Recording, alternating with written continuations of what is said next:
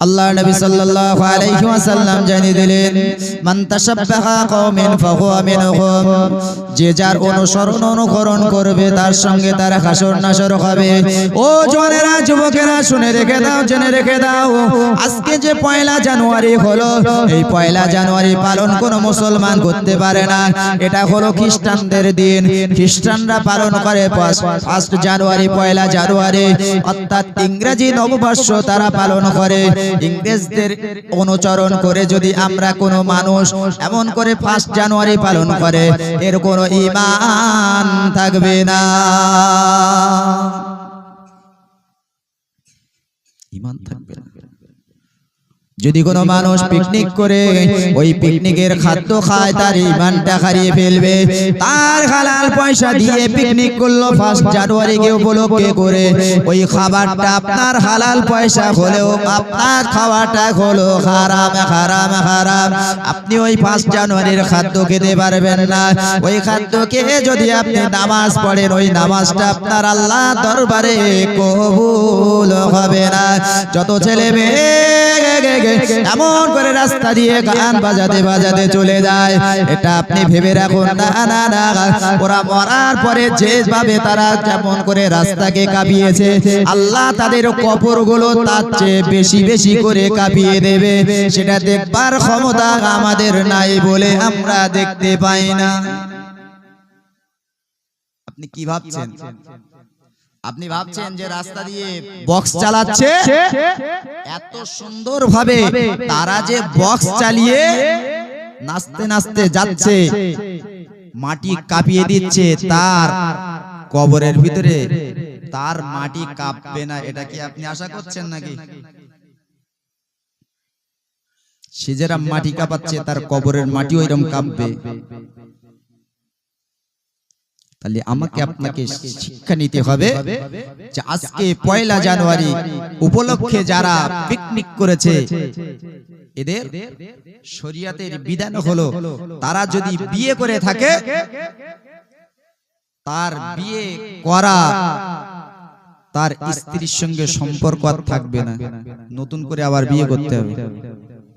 এটাই হলো শরীয়তের বিধান। কিন্তু আমরা কি এসব কিছু মনে করি? একবার পিকনিক তো আমরা করি, একটাবার ভেবেছি আমাদের ছেলে মেয়েদের টাকা চাচ্ছে, আমরা টাকা দিলাম, আমার ছেলেটা মেয়েটা ঢ্যাং ঢ্যাং করে চলে যাচ্ছে। প্রচুর পরিমাণে ছেলেকে দেখছি, মেয়েকে দেখছি, তারা মদ খেয়ে মাতলামি করছে রাস্তায়। যারা মাঠের মাঝখানে যারা পিকনিক করে, আমাদের ঘরের ছেলে মেয়েরা, আমাদের ঘরের মুসলিম ঘরের ছেলে মেয়েরা, তারা প্রচুর পরিমাণে মদ খেয়ে রাস্তায় মাঠে পড়ে আছে সারা রাত ধরে। এই কনকনে ঠান্ডায় বাড়ি ঘরের ভিতরে দরজা জানালা সবকিছু দিয়ে থাকতে পারছে না, তারা মাঠের ওই ফাঁকা জায়গায় ঠান্ডায় কি করে থাকছে? একবার ভেবেছেন? সমাজ যদি পরিবর্তন না হয়, আমরা যদি পরিবর্তন না হয়, তাহলে হিসাব কিন্তু আমাকে আপনাকেও দিতে হবে, হবে না? জাহান্নামের ভয়টা যদি আমার আপনার ভিতরে থাকে। আল্লাহ নবী সাল্লাল্লাহু আলাইহি ওয়াসাল্লাম আমার বিশ্ব নবী জনাবে মুহাম্মদুর রাসূলুল্লাহ সাল্লাল্লাহু আলাইহি ওয়াসাল্লাম হুজুর আমার বাড়িতে চলে আসলেন একদিন। হুজুর আমার বাড়িতে যখন চলে আসলেন, দেখতে পেলেন ঘরের দরজাটা বন্ধ, ঘরের দরজা জানালাগুলো বন্ধ। আল্লাহর নবী বিশ্ব নবী আমার ডাকলেন, আসসালামু আলাইকা ইয়া আহলাল বাইত। আল্লাহর নবী বিশ্ব নবী আমার ঘরেতে যখন আসতেন, সালামটা দিলেন, কিন্তু ঘরের থেকে কোনো আওয়াজ আসে না। ঘরের থেকে যখন কোনো আওয়াজ পেলেন না, আল্লাহর নবী দ্বিতীয়বার সালাম দিলেন, আসসালামু আলাইকা ইয়া আহলাল বাইত। দ্বিতীয়বার সালাম দেওয়ার পরে ঘর থেকে কোনো আওয়াজ আসলো না। তৃতীয়বার আবার সালাম দিলেন, আসসালামু আলাইকা ইয়া আহলাল বাইত। আর ঘরের থেকে কোনো আওয়াজটা যখন পেলেন না, তৃতীয়বার যখন আওয়াজ না পেলেন, রাসূলুল্লাহ সঙ্গে সঙ্গে দরজাটা ধাক্কা মেরে খুলে ঘরের ভিতরে ঢুকে পড়লেন। ঘরের ভিতরে ঢুকে পড়ে দেখতে পেলেন আল্লাহর নবীর বিবি আমাদের আম্মা জান হযরতে আয়েশা সিদ্দিকা রাদিয়াল্লাহু তাআলা আনহা কাঁদছেন। আল্লাহর নবীর বিবি আমাদের আম্মা জান এত কাঁদে কান্নায় চোখ দিয়ে পানিগুলো গড়িয়ে গড়িয়ে পড়ে। তিনি কথা বলছেন। আল্লাহর নবী জিজ্ঞাসা করলেন, ও বিবি আয়েশা, ও বিবি আয়েশা, তুমি কেন কাঁদো? আমি তোমাকে ডাকলাম, তুমি আমার ডাকে সাড়াটা দিলে না। আল্লাহর নবীর বিবি আমাদের আম্মা জান হযরতে আয়েশা সিদ্দিকা রাদিয়াল্লাহু তাআলা আনহা বললেন, ইয়া রাসূলুল্লাহ, ইয়া হাবিবাল্লাহ, হুজুর আপনার সালামের জবাবটা কি করে ডাকবো? আপনার সালামের জবাবটা আমি কি করে দেব? ইয়া রাসূলুল্লাহ, ইয়া হাবিবাল্লাহ, হুজুর আমি যখন রান্না করছিলাম, আমি কাঠ দিয়ে যখন রান্না করছিলাম, রান্না করতে করতে একটা কাঠের টুকরা আগুনের দোলা আমি আয়েশা আমার হাতের উপরে এসে পড়েছে। ইয়া রাসূলুল্লাহ, ইয়া হাবিবাল্লাহ, হুজুর ওই আগুনের দোলাটা যখন আমার হাতের উপরে এসে পড়লো, ইয়া রাসূলুল্লাহ, ইয়া হাবিবাল্লাহ, হুজুর তার যে জ্বালা যন্ত্রণা আমার সহ্য হয় না, আমি তার জ্বালা যন্ত্রণা সহ্য করতে পারি না। ইয়া রাসূলুল্লাহ, ইয়া হাবিবাল্লাহ, হুজুর আমার হঠাৎ করে চিন্তা হয়ে গেল, আজকে এই দুনিয়ার আগুন আমি রান্না করতে গিয়ে আমার হাতে যে পড়েছে যে আগুনটা, এত জ্বালা যন্ত্রণা আমি সহ্য করতে পারি না। আল্লাহ পাক রব্বুল আলামিন আল্লাহ কালে হাসরের মাঠে ময়দানে মাহশরে কোন কারণবশত যদি আমি আয়েশা আমাকে যদি জাহান্নামী বানিয়ে দেয়, আমাকে যদি জাহান্নামে পাঠিয়ে দেয়, আমি আয়েশা যদি কোনো কারণবশত জাহান্নামী হয়ে যায়, তাহলে আমি জাহান্নামের আযাবটা কেমন সহ্য করব, জাহান্নামের আগুনটা কেমন করে সহ্য করব, এই চিন্তা করে আমি আয়েশা ঘরের ভিতরে কাঁদি। দুনিয়ার সামান্য রৌদ্রের গরম সহ্য করতে পারি না, সঙ্গে সঙ্গে গাছের নিচে কোন ঘরের ভিতরে আমরা যাই, বাড়িতে এসি লাগাচ্ছি, এই গরম সহ্য করতে পারছি না। দুনিয়ার যে আগুন, এই আগুনটাই আমরা সহ্য করতে পারি না। তাহলে ওই আগুনটা আমরা কেমন করে সহ্য করব? কেমন করে? রাসূল পাক সাল্লাল্লাহু আলাইহি ওয়াসাল্লাম তিনি বলছেন, আয়েশা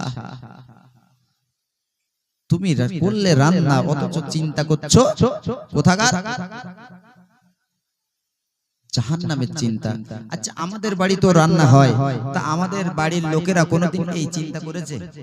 রান্তে রান্তে তেল পড়ে না হাতে, গরম তেল কিংবা কোনো আগুন টাগুন পড়ে তো না, কিন্তু কোনোদিন ভেবেছে? আমরা যা করছি আমরা ছাড় পাবো বলে মনে হচ্ছে? দুনিয়ায় আমরা যা নামাজ পড়ি, যা রোজা রাখি, যা দান সদকা যেভাবে করছি, আমরা ছাড় পাবো বলে মনে হয়? হ্যাঁ, এ ছাড় পাবো বলে কেউ বলে মনে হয় না।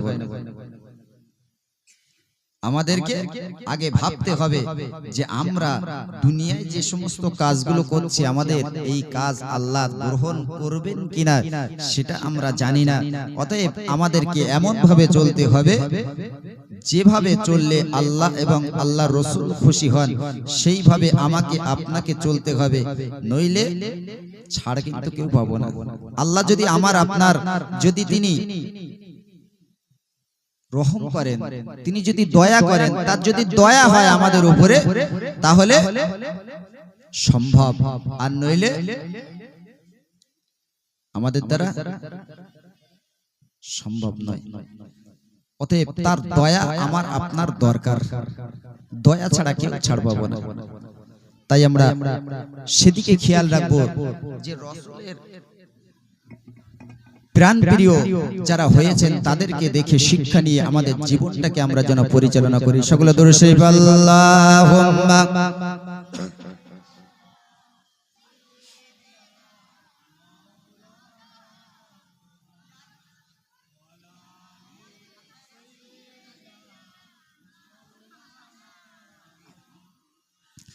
কে আসলো বলে এই পৃথিবী হলো উজালা, আর কে গাইল এসে সাম্যের গান শূন্য কাফেলা। কে আসলো বলে এই পৃথিবী হলো জালা, আর কে গাইল এসে সামের গান শূন্য কাফেলা। ও হাশিমে মক্কি, ও হাশিমে মক্কি মাদানী শাহে মদিনা, ও নূরে নবী নূরে নবী নূরে মদিনা, ও নূরে নবী নূরে নবী নূরে মদিনা। হযরত আমার করতে কতল নবীর দারে যায়, আর নূরানি তার চেহারা দেখে আমার ফিদা হয়ে যায়। জোরে বলা যাবে সুবহানাল্লাহ। হযরত ওমর রাদিয়াল্লাহু তাআলা গিয়েছেন আমার নবীকে মারতে, আমার রাসূলুল্লাহর চেহারাটা যেই দেখেছেন আমার নবীর চেহারা দেখে ওমর রাসূলের প্রেমে পড়ে গিয়েছে।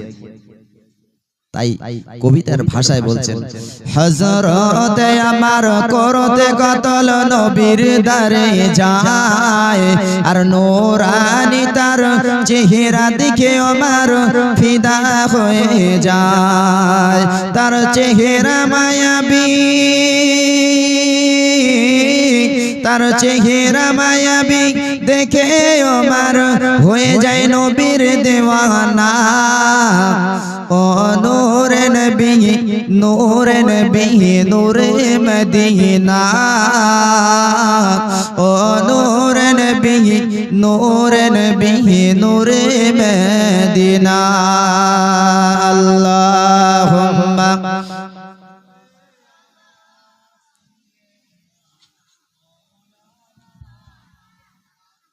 ওয়ালা আলি সাইয়্যিদিনা।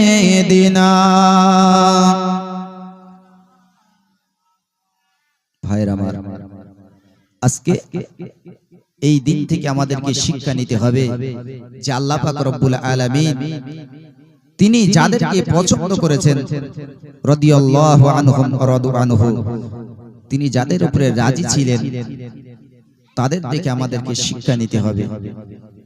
তাদের দেখে, তাদের রেখে যাওয়া পথে, তাদের আদর্শ মেনে আমাদের জীবনটাকে পরিচালনা করতে হবে। আজকে দুনিয়ার মোহে পড়ে, দুনিয়ার মানুষের সঙ্গে দুনিয়ার মোহে পড়ে যেন আমরা তাদের সঙ্গে মিশিয়ে না ফেলি। দুনিয়ার মানুষ একদিকে চলবে, আমরা যেন সেদিকে না চলে যাই। আজকে যদি দুনিয়ার মানুষের সঙ্গে আমাদের সবগুলো মিশিয়ে ফেলি, সমাজ যেভাবে চলছে যদি আমরা সেইভাবে আমাদের গায়ে, সমাজের উপরে স্রোতে যদি আমাদের গাটা ভাসিয়ে দেই, তাহলে আমাদের পরিস্থিতি সেই রকম হবে।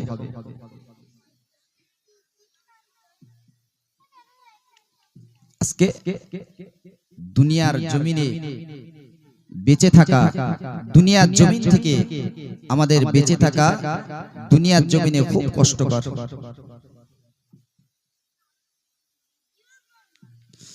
আল্লাহ নবী সাল্লাল্লাহু আলাইহি ওয়াসাল্লাম জানিয়েছেন, দুনিয়া সিজনুল মুমিনিন ওয়া জান্নাতুল কাফিরিন।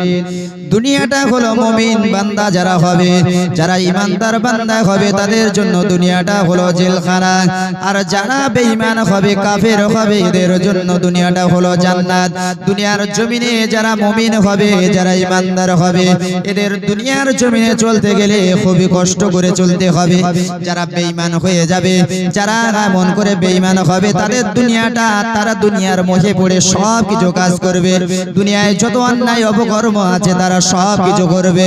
দুনিয়ায় যেভাবে চললে হয়, দুনিয়ায় গাড়ি বাড়ি টাকা পয়সা করতে গিয়ে যত অন্যায় অপকর্ম আছে সব করবে, কিন্তু এটাই তাদের দুনিয়ার জমিনে শেষ, দুনিয়ার জমিনে শেষ, দুনিয়ার জমিনে তাদের জন্য শেষ। পরকালে তাদের সেগুলো কোনো উপকারে আসবে না। যারা আল্লাহর বাগান হবে, যারা আল্লাহর প্রিয় বান্দা হবে, যারা আল্লাহর ওলি বান্দা হবে, তাদের জন্য আল্লাহ পাক রব্বুল আলামিন দুনিয়ার জমিনে কষ্ট দেবে। তাদের চলতে গেলে কষ্ট হবে, তাদের থাকতে গেলে কষ্ট হবে, তাদের এমন করে দুনিয়ায় অনেক কষ্ট হবে। তাদের খাওয়া হবে না ভালো করে, তাদের ভালো করে পড়তে পারবে না। সমাজে দেখতে পান আপনি যেভাবে চলতে, সমাজে দেখতে পান কত মানুষ চলছে, কত মানুষ টাকা পড়বে শুয়ে আছে, কত মানুষের খাওয়া হচ্ছে না, কত মানুষ পাঁচতলা বাড়িতে, কত মানুষ এমন করে মোবাইল, এমন করে মার্বেল পাথরের বাড়িতে আছে, কত মানুষ মানুষ কুড়ে ঘরের ভিতরে শুয়ে আছে, তাদের ভালো করে থাকার জায়গা নেই, তাদের ভালো করে ঘুমটা হয় না, এমন করে কারো ছেঁড়া বিছানায় শুয়ে থাকে, কেউ বা কার্পেটের উপরে শুয়ে থাকে। এটাই তো মহান আল্লাহ পাক রব্বুল আলামিন, তিনি বান্দাদেরকে দেখতে পান, বান্দাকে পরীক্ষা নিয়ে নেয়। আল্লাহ পাক রব্বুল আলামিন কোরআনের ভিতরে জানিয়েছেন, আল্লাযী খালাকাল মাউতা ওয়াল হায়াতা লিয়াবলুয়াকুম আইয়ুকুম আহসানু আমালা। ও বান্দা, পৃথিবীর জমিনে আমি তোমাকে পাঠিয়েছি, এই পৃথিবীর জমিন থেকে তোমাকে আমি তুলে নেব বান্দারে। তোমাকে দুনিয়ার জমিনে আমি পাঠিয়েছি, এই দুনিয়ার জমিন থেকে তোমাকে তুলে নেব। এই দুনিয়ার জমিনে আসা এবং যাওয়া, এর ভিতরে তুমি কি কাজ করবে বান্দা, তুমি এর ভিতরে কি করবে, কিভাবে চলবে, এটা দেখার জন্য আমি আল্লাহ তোমাকে পৃথিবীর জমিনে পাঠিয়েছি। দুনিয়ার জমিনে শুধু খাওয়া পড়া, টাকা পয়সা উপার্জন করার জন্য আমি তোমাকে পাঠাইনি। আমি আল্লাহ তোমাকে পাঠিয়েছি, এর জন্য আমার একটা উদ্দেশ্য আছে। তুমি সেই উদ্দেশ্য অনুযায়ী কতটা চলতে পেরেছো বান্দা, তুমি উদ্দেশ্য অনুযায়ী কতটা কিভাবে করতে পেরেছো, সেটা দেখবার জন্য আমি আল্লাহ তোমাকে দুনিয়ার জমিনে পাঠিয়েছি। শুধু যদি মনে করি টাকা উপার্জন করব, আমরা পয়সা উপার্জন করব, সেইভাবে আমার জীবনটাকে পরিচালনা করব, এর জন্য আল্লাহ পাঠায়নি। বান্দা দেখবেন, বান্দা তোমাকে দুনিয়ার জমিনে পাঠিয়েছি, তোমার টাকা দিয়েছি, তুমি কি কাজে লাগাও, তোমাকে আমি অর্থ দেইনি, টাকা দেইনি, তুমি কিভাবে ব্যবহার করো, তুমি কিভাবে চলো, আমি তোমাকে দেখব। এটাই তো মহান আল্লাহ আমাদেরকে পরীক্ষা নেবেন। অতএব আমাদেরকে পরীক্ষা তিনি যখন নেবেন, আমাদেরকে সেইভাবে চলতে হবে নাকি? আমরা যদি আমাদের ইচ্ছা মতো চলে যাই, তাহলে আল্লাহর কাছে মুখ দেখাতে পারবো? তাহলে মুখ দেখাতে পারবো না বাবা। তাহলে আমাকে আপনাকে আগে সেই আল্লাহর, যিনি যে কাজের জন্য পাঠিয়েছেন, সেই কাজেই তো আমাকে আগে, সেই কাজের জন্য সেই কাজটা তো আমাকে একটা করতে হবে নাকি? তাহলে আমার আপনার প্রথম নাম্বার কাজ হলো যে আল্লাহ যে উদ্দেশ্য করে পাঠিয়েছেন পৃথিবীর জমিনে, সেই কাজটা আমাকে আপনাকে করতে হবে। শরীয়তের বেখেলাফি কাজ আমার আপনার দ্বারা যেন না হয়। আমার সন্তানটা যদি কাজ করে, তার জন্য দায়ী কিন্তু আমি হব। আজকে এই সমস্ত মজলিসগুলো যদি আজকে ভালো কাজের জন্য যদি আমরা সহযোগিতা না করি, এদের পাশে যদি না দাঁড়াই, এই সমস্ত বাচ্চাদের পাশে যদি না দাঁড়াই, ভাই আমি এসেছি, বিশ্বাস করুন বারবার ফোন করছিল, তা চিন্তা করলাম যাব না। এই সমস্ত ছেলেদের যদি আমরা উৎসাহ না দেই, একটা ভালো কাজ যদি আপনি প্রতিষ্ঠিত করেন, আপনি একটা ভালো কাজ করেন, এটা কোনো পুকুরের শান তৈরি করে দিবেন, যে শানে প্রচুর মানুষ, আপনার গ্রামের মানুষরা এসে ব্যবহার করবে, এটা হলো সাদকায়ে জারিয়া।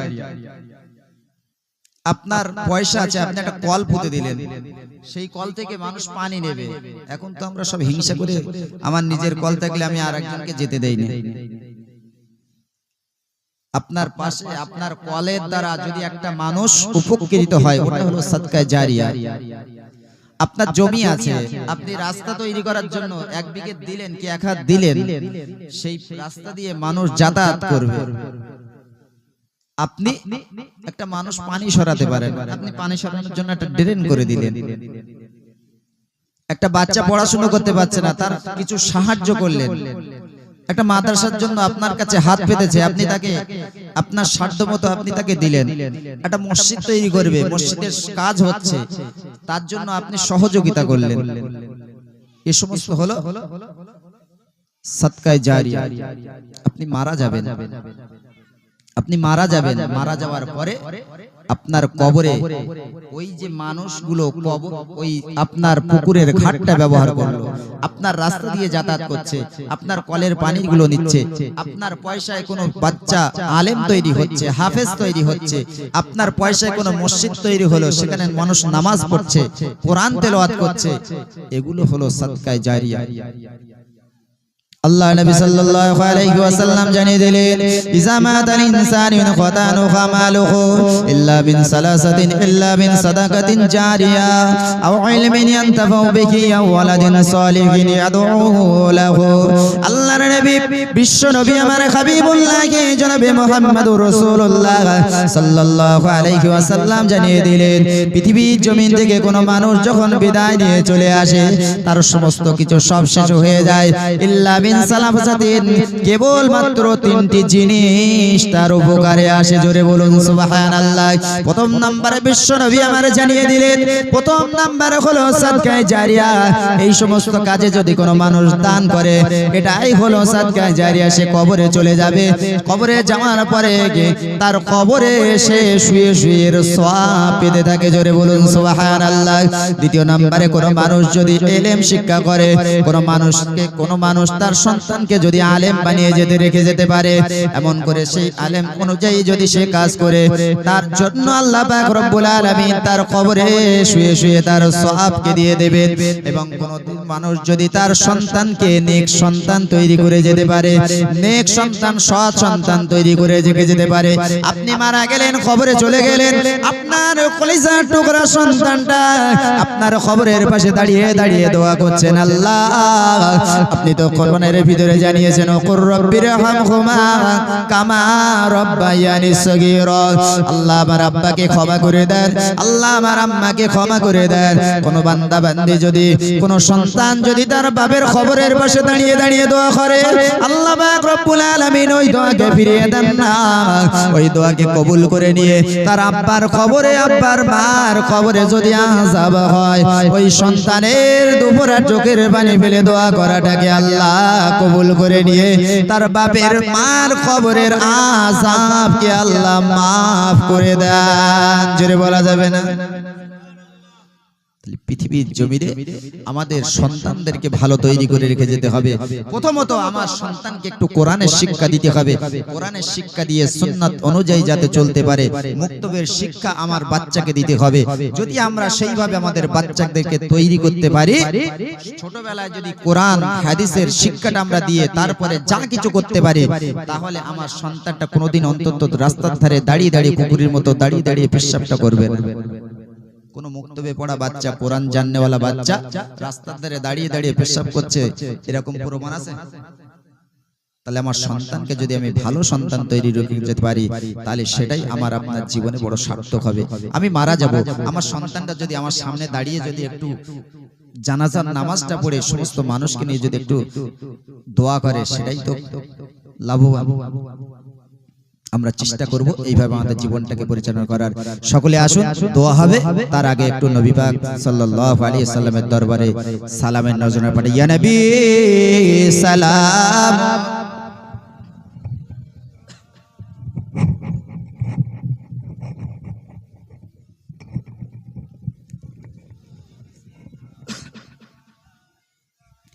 ইয়া হাবিব সালাম,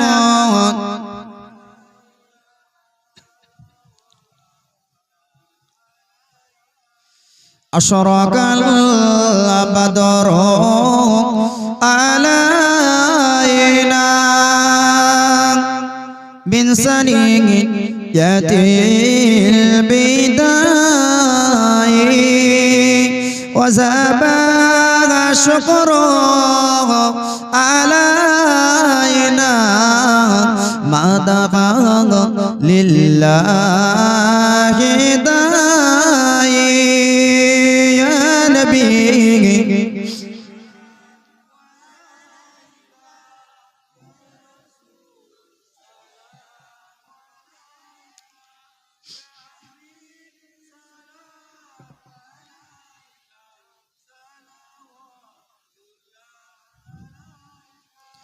কঠিন হাসরের দিনে কি আছে মোদের কপালে,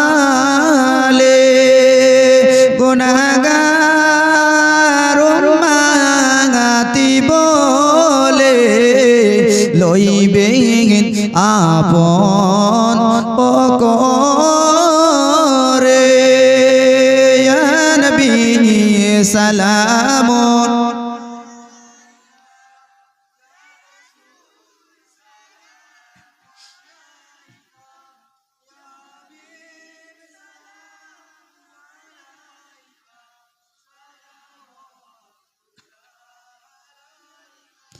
ইয়া নবী সালাম, লও আমার এ নবী সালাম লও সবার এ নবী সালাম লও এ বাংলার মোরাজে অতীব গুনাহগার ইয়া নবী সালামুন ইয়া রাসূল সালামুন